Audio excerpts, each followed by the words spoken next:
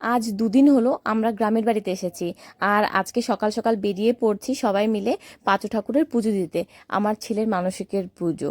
তো দুটো গাড়ি আর একটা ভ্যান, মানে ভ্যানের মধ্যে ঠাকুর নিয়ে ছেলেরা যাচ্ছে। আর আমাদের মেয়েদের জন্য পেছনে একটা গাড়ি আছে, আর এই গাড়িতে আমি, দুই দিদি ভাই আর বাচ্চারা আছে। আমার ছেলে তো কোলে ঘুমিয়ে পড়েছে। আর এই যে মন্দিরটায় চলে এসেছে, এই যে দেখুন কত ঠাকুর, সবই মানসিকের ঠাকুর। যে যেটা বলে সেটা, যে ঠাকুরের মানসিক থাকে তো সেই ঠাকুরকে সঙ্গে করে নিয়ে এসে এখানটায় পুজো দেওয়া হয়। তো আমাদের মানসিকের ঠাকুর এই যে চলে এসেছে, এই যে পাঁচু ঠাকুর। তো ওনাকে এখন নামাচ্ছে। এর আবার রীতি আছে যে মাথায় করে নামিয়ে মন্দিরকে 3বার প্রদক্ষিণ করে তারপর মন্দিরের ভেতরে ঠাকুরকে রাখতে হয়। তো সেই জন্য সেটা আমার হলো বড় ভাসুর।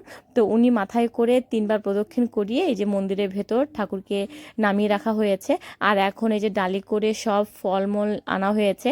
ওটা আমার সেজো যা, তো ওই দিদিভাই আর আমি মিলে ওই ফল কাটাকাটি করব এখন। আর এদিকে পুজো অলরেডি শুরু হয়ে গেছে ঠাকুরের। তো এই যে দেখুন পাঁচু ঠাকুর, মানে অনেকে ওনাকে বাবা পঞ্চাননও বলে থাকেন। তো উনি হচ্ছেন সেই ঠাকুর, ভীষণ জাগ্রত, সবাই আসে এখানে, প্রচুর ভিড়। এই যে দেখতেই পাচ্ছেন সবারই কিছু না কিছু মানসিক আছে। দণ্ডি কাটছে, তারপর কেউ কেউ সেই ধুনো ধুনো পড়াচ্ছে, মানে অনেক ধরনের মানসিক নিয়ে সবাই আসে, এবং সবাই বলে যে সবারই মানসিকগুলো পূরণ হয়, মানে বাবা এতটাই জাগ্রত। শর্ট ভিডিও দিয়েই এটা আপনাদের সঙ্গে শেয়ার করে নিলাম। আসলে নেটওয়ার্ক এখানে এতটা খারাপ যে কিছুতেই আমি আপলোড করতে পারছি না লং ভিডিও, তাই ভাবলাম যে ছোট্ট একটা ভিডিওর মাধ্যমে শেয়ার করে নিই। ভালো লাগলে চ্যানেলটা অবশ্যই সাবস্ক্রাইব করে দেবেন।